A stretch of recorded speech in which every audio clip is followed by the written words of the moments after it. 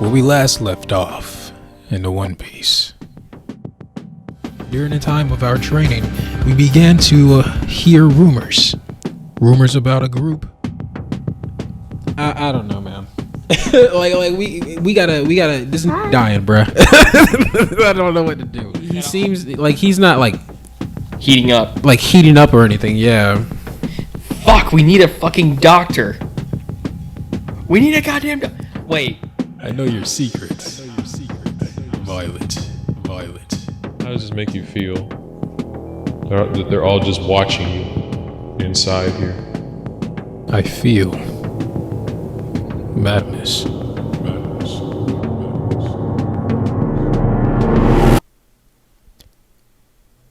After Makosa had his talk with Violet, he finally went upstairs to sleep. It is now day 9, time being 11:45 a.m. Makosa is in the aquarium, examining the wildlife in the water. Later, Yui enters the room, greeting Makosa with a happy-go-lucky attitude, announcing that she is ready for training. Makosa, able to tell that she's hiding something, pulls her to the side to sit down and have a talk. Are you sure you're ready for your training? Yeah, I'm ready. Do you remember a few days ago when you said you never want to leave me? Part of what you said means you also not leaving me, and I'm pretty concerned about what happened yesterday. What happened yesterday? Well, Yui, the training assessment that we were going to have today, I'm going to have to move to this evening so you can recover, okay? Well, okay. I still want you to be ready, but in the meantime, I'm glad that you're okay, because yesterday you were running a fever and you were all sweaty. You kind of gave me a scare there, so I just wanted to take some time to make sure you're all right. From then on, Makosa began to embrace Yui for 20 minutes until she fell asleep on his lap. Once she fell asleep, Makosa carried her back to his room and placed her in bed. Once he placed her in bed, he made his way down to the cat convention center to take care of the cats. Later that day, Makosa went to the deck to check on the buffalo. When he gets to the deck, he's greeted by Jean. After telling Jean that he needs to talk to Jiro, Jean makes a quick call. 3 minutes later, Jiro's on the deck with Makosa and Jean. Jiro then steps up and says, "So you needed me?" Yeah. Jiro, you're really growing into a reliable crew member I can trust and depend on. Last time when you were guarding you-know-who, she stated that she was going to kill everybody, and that's a bit of a concern. She even started naming the people she was going to kill just to get into your head. Yeah. We're going to be addressing that tonight, and I want you to be there. Yeah. Okay. All right. See you later tonight. After Jiro agrees to meet tonight, he then leaves and continue on what he was doing before. Makosa then talks to Jean, asking if he wants to join. When he agrees, Makosa then spends the rest of his time left with the buffalo until it's time to prepare for lunch. After a very unique lunch, Mori goes up to train, and Makosa keeps himself distracted until dinner time. After a normal dinner, Makosa makes his way to the aquarium and runs into Yui. It is around 8 p.m. Oh, finally, you made it. So, how long have you been waiting? Not long. So what we doing? So basically, we're going to do our training in Craig's lab this time. Okay. After leaving the aquarium, they arrived on the 3rd floor where Craig tested his experiments. Arriving on the test room, they see an open space in the shape of a square, outlined with what looks like tape. Outside the empty square space is a jumble of lab equipment like test tubes and beakers, with unknown substances inside. After Makosa and Yui grabs a seat, Yui then says, Alright, what are we doing here? We're just going to talk about what happened in the previous day and then modify your training a bit. Okay. So, do you remember what happened during your training yesterday? Barely. No. You don't remember. Nope. Bitch, yes you do. At that moment, Makosa completely unloaded on Yui, telling her what happened and what it took to calm her down. Yeah. Ava told me. I see. Then you also know that Ava wants me to quit training you. You know, when she told me that I should quit training you, I became frustrated. I even started to contemplate that maybe she's right. But, then I remember what you said at the garden that one time about giving me tender love and care. Tell me, Yui, what did you mean by that?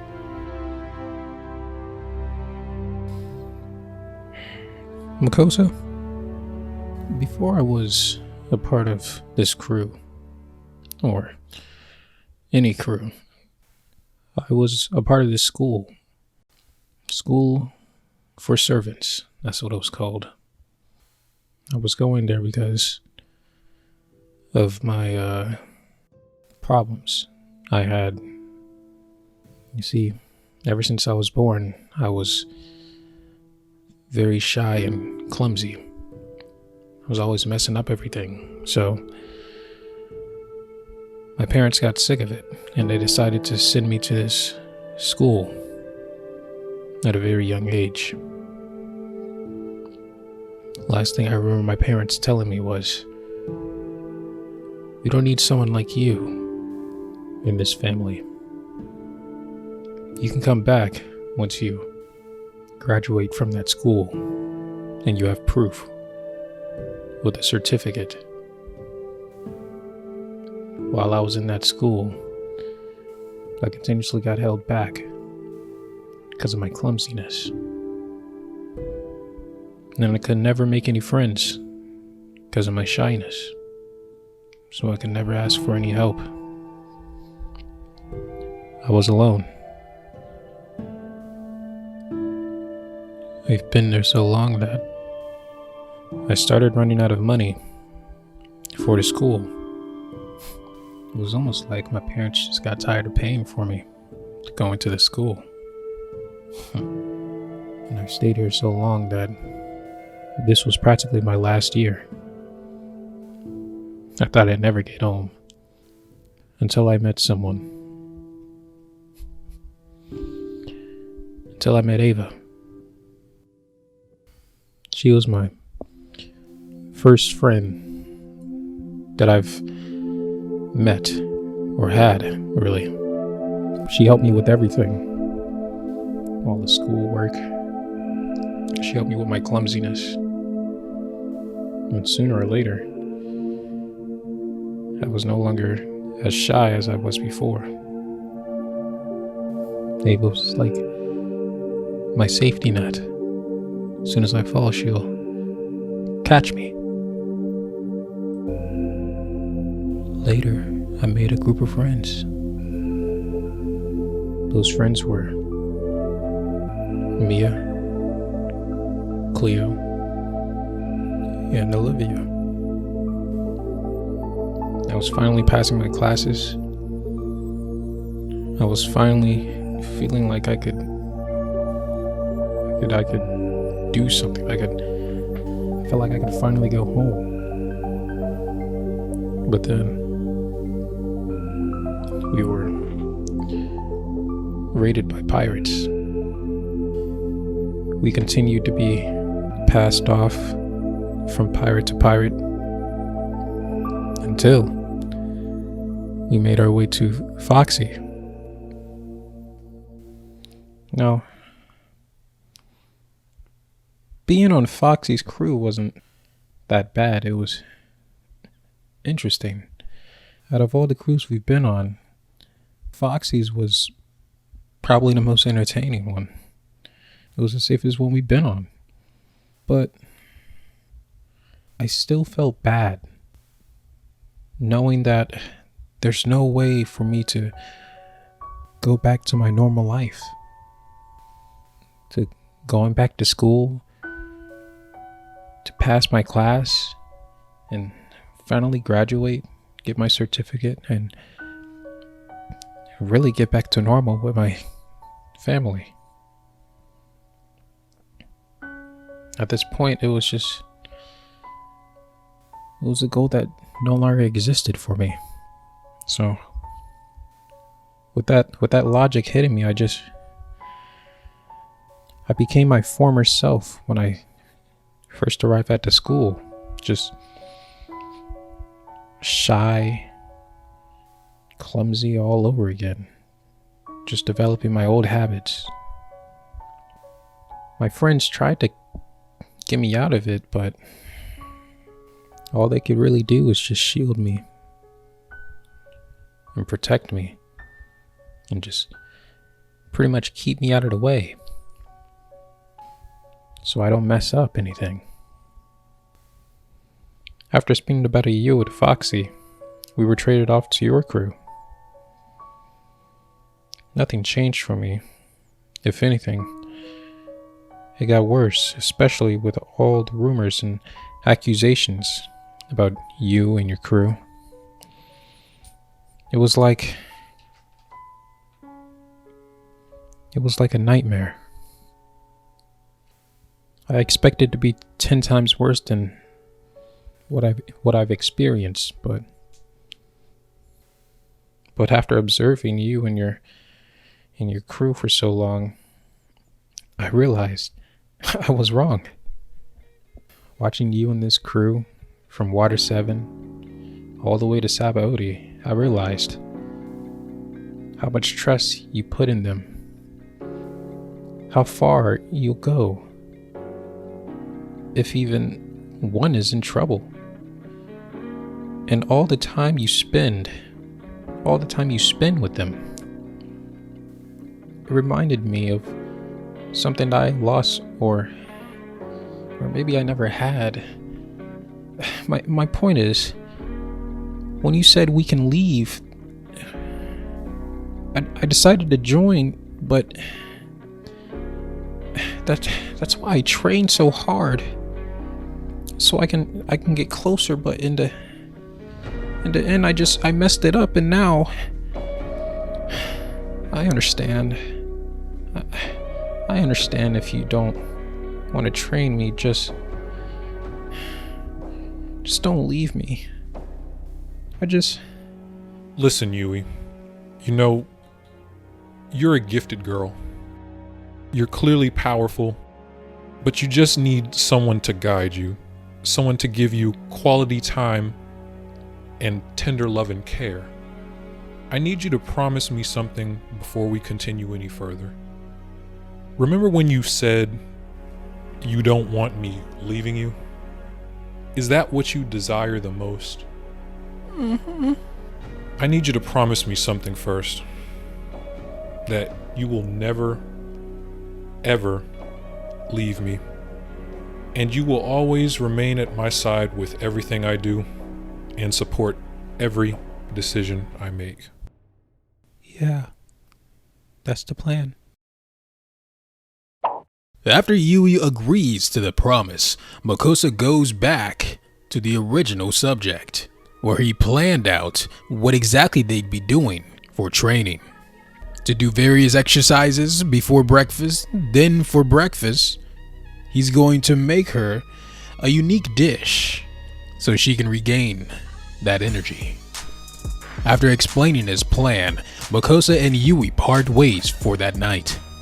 After Yui leaves the science room, Makosa decides to visit Komori, calling Jiro to join him. They arrive at Komori's door, knocking. Komori, it's me, and I got Jiro with me. See Jiro freaking waving. It's like, hey.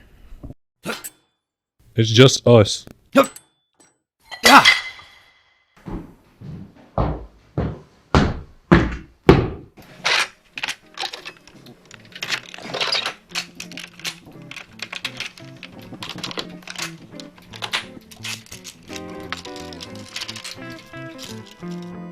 Hey, what's up? Come on in. Oh, what's up? Y'all need me? What's going on? We're just coming in to stop by. Okay. You know, you've been hard at work, so we just thought, you know, we would just stop by and just see how you're doing. Well, I'm doing okay, as I not usually am, you know. So how are things? You know. Conscious. You're conscious. You getting better? I'm sober, I think. You're waking up. You know, you're fully in your mind. You're in your right mind and everything. Yeah. Okay, well that's good. So you got anything interesting you want to talk about, or has it just been quiet up here so far? My farts smell like popcorn. Like, I don't know why, but like I think we're gonna end it there. So how's the thing going with Yui? That's going pretty well. Are you still gonna continue it? I'd like to think so, yes. Like I want to continue it. All right, So that's your decision. Hey, hold up. What's with that sigh? You know, it doesn't matter. You're the captain. You can do what you want. It kind of matters to me because like you just took that long sigh. You're like, ugh. You already know what I said about the situation. Like, I said, like, whatever this is, you need to stop. But I don't know. I'm just worried that something's gonna happen again, and Ava explained to us very clearly that it's just gonna get worse if it does happen. So I was just kind of worried that it might happen if you continued it. But you know, you're the captain, so if you're confident that you can train her, we just have to without her roiding out. We're changing the gameplay of this, okay? Are you changing her influence? What do you mean changing her influence? Well, whatever. If you're confident that you can do something, and just all I'm gonna say is be careful. Okay. Well, I will be careful. All right. So, Ava's been kind of quiet lately. Who? Ava.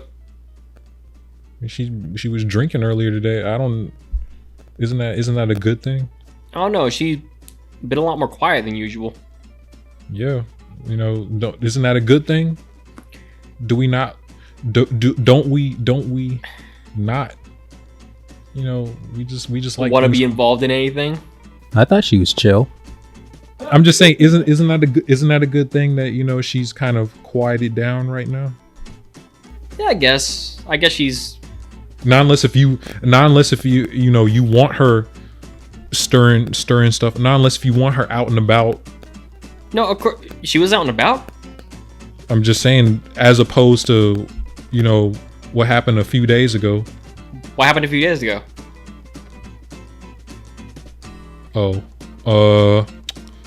she was out and about, and I'm gonna just leave it at that. Because you don't remember it. You don't remember Komori. Okay. I'm just saying. Well, you know, that's all I really have to say. Like, I'm going on. After checking on Komori, Makosa and Jiro makes their way down to the dungeon. When they get to the front door, Makosa sees that two members of the Phoenix Division stand there on guard, and Jean sitting beside the door, asleep, waiting. Once Makosa wakes up Jean,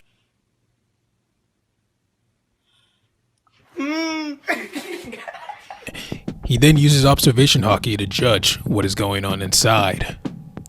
After sensing nothing wrong, Makosa, Jean, and Jiro make their way into the dungeon. When Makosa gets in front of the cell, he sees Violet staring at the wall. Turning toward the guards, he then says, So, how is she doing? Oh, she's doing fine. If anything, she's just been, I guess, just rubbing the wall. I guess. Rubbing the wall? Rubbing the wall. Can you kind of elaborate on that? Like literally just rubbing the wall with her hands. With her hands? Yes. So, okay, well. I don't know what's that. Oh, but well, I have Jean and Jiro it's like here. I don't know, like, and she starts kind of like outlining like pictures on the wall. Like obviously she doesn't have like a marker or anything, so you can't see her outlines, but you can tell that she's got like that one finger and she's just tracing. Okay. Well, So I don't know. well, we're about to find out. So, as you can tell, like I have Jean and Jiro with me. So, you know, some of you don't need to be here if you don't want to be here. Like you guys can take a break. Oh, sweet. Anyone wants to do a pee contest? Yeah, go. Yeah, y'all go pee and take a break, and then we'll call you if we need you. Okay. Oh, say less. At this point, after those guards left, she kind of like, she doesn't turn completely around, but she kind of like turns her head to see who it is, to clarify. And she sees you, Jean, Jiro, and then she kind of just turns back. Okay, Jean, Jiro, you guys go back into the shadows. I'll call you when I need you. But yeah, okay. Hello, Violet. Oh, hey. What's wrong, Violet? Any particular reason as to why you won't embrace me? No, I just, I feel more comfortable sitting down. Okay. Well, how are you doing today? Well, I'm fine. I'm fine. Have you done the tasks I've assigned to you? Jean, Jiro, call the guards that were down here earlier. I need confirmation. After Jean steps away from the scene to make that call to the guards, he comes back with their response. Ugh. Turns out she was telling the truth. And her essay seems to be in this desk over here. Let's see here. Here it is. After Jean handed Makosa those papers, Jean resumed his latest position and went back into the darkness. Makosa grabs a chair from the outside and sits down once again inside the cell. He then attempts to hand the papers to Violet, but Violet pays no attention to it. So then he says, Are you going to turn around anytime soon? No, you're not. I don't. You don't feel like turning around. Yeah, okay, I heard about that. How did these bloodstains get on this paper then?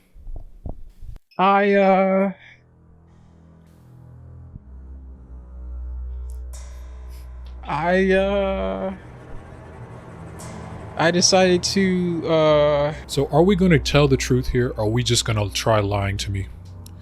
Because you don't want to know what happens when you lie to me, okay? So, you should just be honest here and tell me what happened. It's not my fault. It's not your fault. Alright then. Well, how's about you turn around and tell me what's going on with you? Explain to me what those bloodstains are doing on this paper. Violet, this is your last chance. Either you do as I say, or I'll make you do it, little girl. Given into demand, Violet finally stands and turns around. As she stands there, it is finally revealed why she was so uncomfortable moving in the first place, and what she was hiding.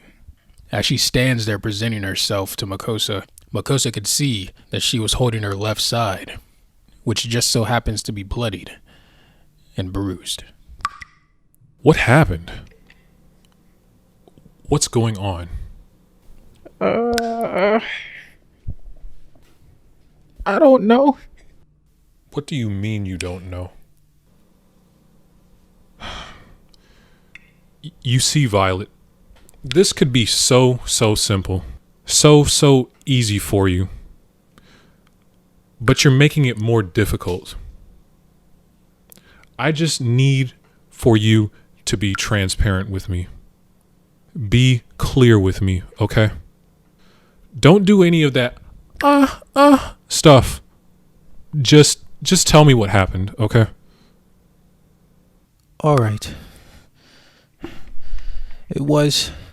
Violet comes to a brief pause, noticing a familiar violent presence directing its intent upon her. She reacts with a shaken look. Makosa witnesses this expression and continues to watch. After that brief pause, Violet collects her thoughts and continues. Me. I did it. You did this to yourself. Yeah, but it was an accident, and So you're telling me all of this is an accident? yeah. Explain. What? You heard me. Explain. Elaborate. Hell, even put on a play for me. Do something, 'cause I'll let you know right now, little girl. I don't think you're being clean with me. So, if I were you, I'd start reciting Act 1. Unless you'd like for me to clean you up first. In the water drip machine, perhaps.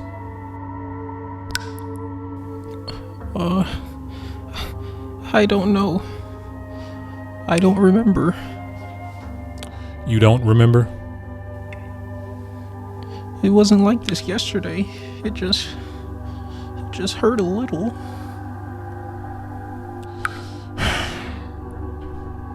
Gene, call the guards that were just on shift and ask them about this, please. Well, all right. After a few minutes go by, Gene returns with the guard's response. All right, so, they didn't know nothing about that. I mean, they were also wondering where the blood on the paper came from, but the paper was given to her pretty early, so... Well, what about her injuries? They don't know. Disappointed at the response, Makosa thanks Gene and puts his attention back on Violet. Gradually getting closer, he says to her, Okay, Violet. Let me get this straight here. So you say that you don't know how it happened, but I think I know who's responsible for it.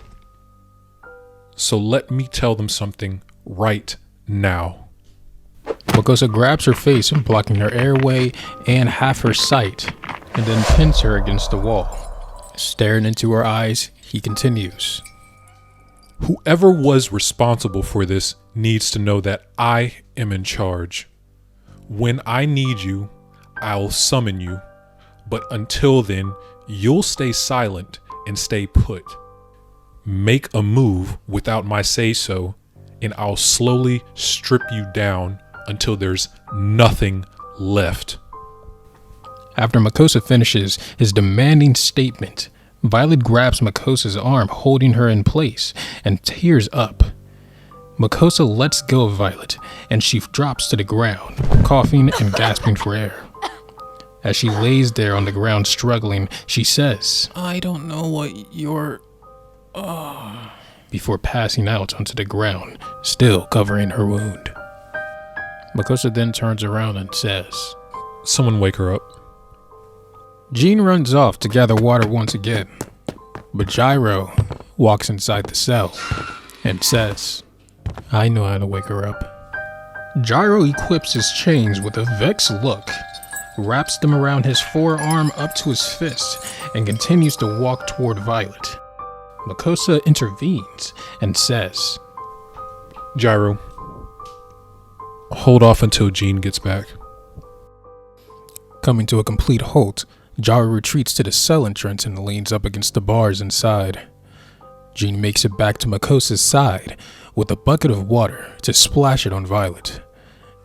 Jean pours the water on Violet's body, but there's no change in her condition. The floor was now soaked with the water and her blood mixed in. Jiro? Right. Jiro power walks toward Violet and kicks her in the afflicted area. Violet starts hacking up blood and wheezing. As Jiro goes in for another one, Makosa intervenes. Jiro! I want her awoken, not broken. Jiro stops frozen in the middle of his kicking pose, contemplating on whether he should continue or follow orders.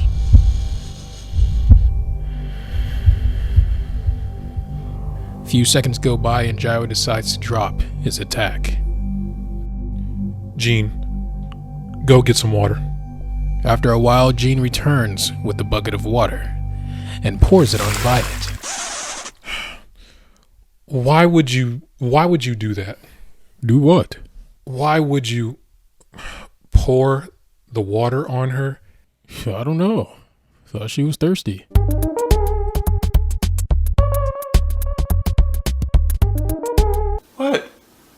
What? Idiot! Oh, get back to the quarters! What? Get back to your quarters! We're taking this serious in here. Get back to your quarters. Why? Go. Why? Go right now. Go. It was a good idea. I'll show you. Right now, or I'm gonna hit you again. I'll show both of you. Hit you again. I'm gonna show y'all. As Jean got more water, Makosa threw all of his attention back on Violet. A smeared blood trail led toward Violet as she laid on her side, curled up in a way to protect her injury. She continuously murmured, It wasn't me. It wasn't me. It wasn't me. It wasn't me. I know, Violet. I know. It wasn't me. Jiro, I want you back on standby. Violet, dear, are you ready to talk now? As she nods yes, Makosa stands back up. All right then. Stand up nice and tall for me. Violet fights her way upright by leaning up against the wall. Makosa watches her and notices that the bruise on her side has gotten bigger.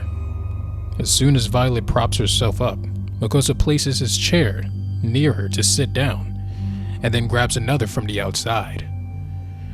Once he sits down himself, he grabs the essay he's been holding onto this whole time and passes it to Violet. He then tells her to read it out loud. When Violet finally finished reading the essay, Makosa began to smile, and then he said, Good. Good. You've got a few errors in there, but I'm satisfied. Or should I say, Daddy's pleased with you, Vi. Very, very pleased. How's your side feeling? It hurts. I see. It was at this time where Makosa steps to the side to pull out his transponder snail to make a quick call. Pere, pere, pere, pere, pere. Pere, pere, pere, pere, pere. Pere, pere, pere, pere, pere. Pere, pere, pere, pere. Hey, Peaches. Sorry for waking you up, but can you come down here, please? Oh, you little.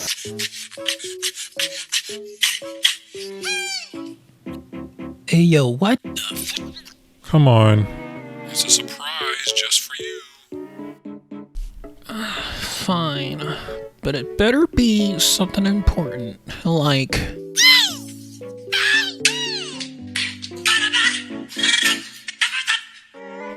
Thanks, Peaches.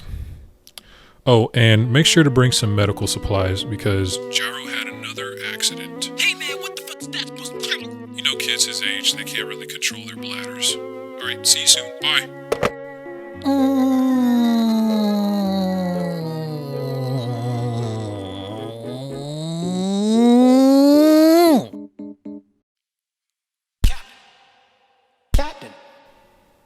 Hey, Captain! What? Why are you looking at me like that? What the heck was that?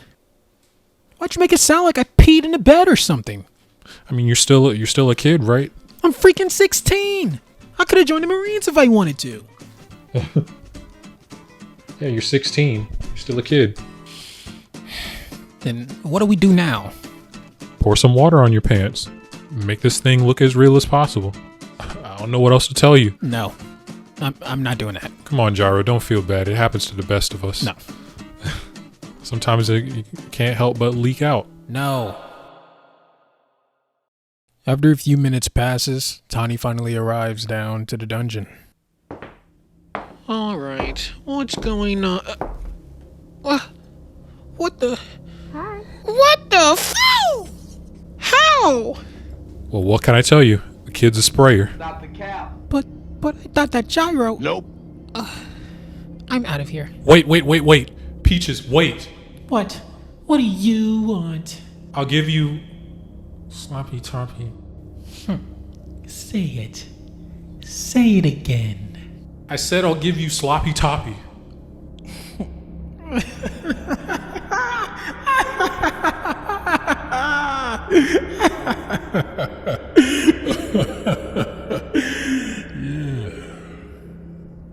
Looks like I'm about to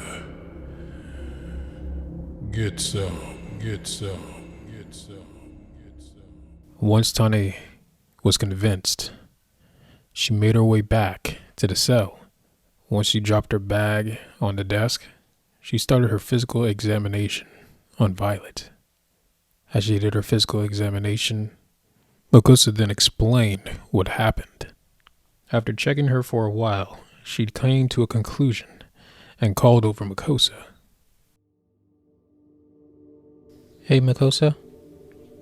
I think Violet's fractured one or two of her ribs.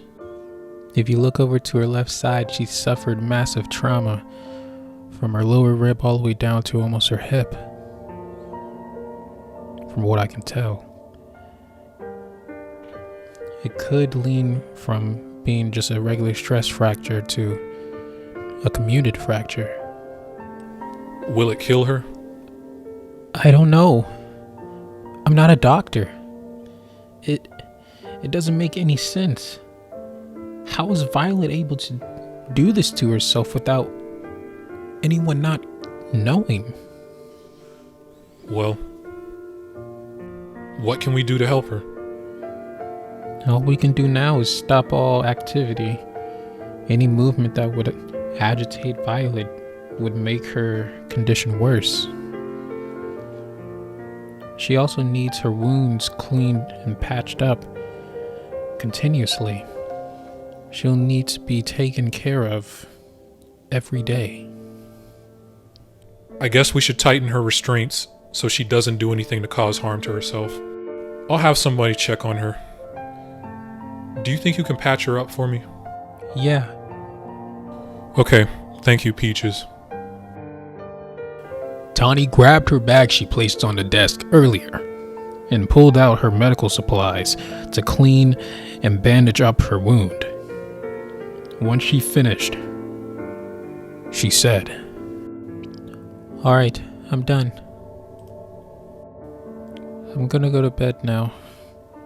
I'm tired.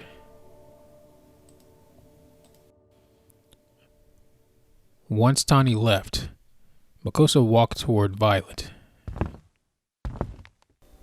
You know, I'm worried about you, Vi. I thought I could trust you with these tools and the freedom I so graciously gave you, but obviously that's not the case. So it looks like I'm going to have to restrain you for a little while. Jean, tighten her restraints. Jean! He's not here. What? He's not here. He left to get the water, remember? He hasn't came back yet. Alright. Then you do it, Jiro.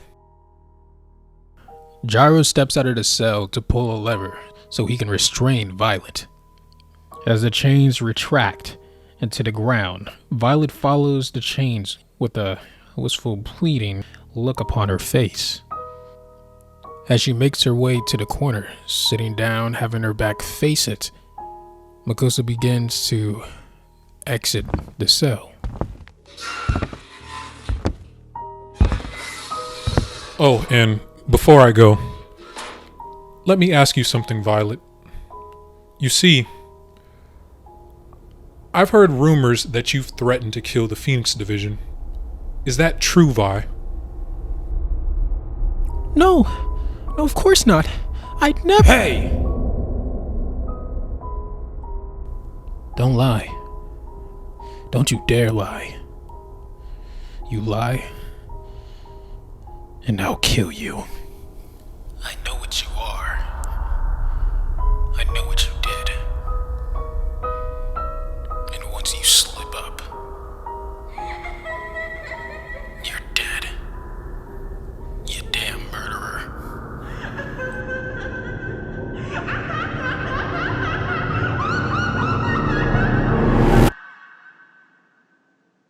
Makosa places his hand on Jiro's shoulder to calm him down, and then stares at Violet as if he knows exactly what's going on, and then says, Whoever was responsible for this, I want them to do some introspection of themselves. They should think really hard about their future. Jiro, I'm leaving this to you. Don't go abusing my sweet little girl. Is that understood? As Jiro nodded, Makosa made his way back upstairs to take care of some business.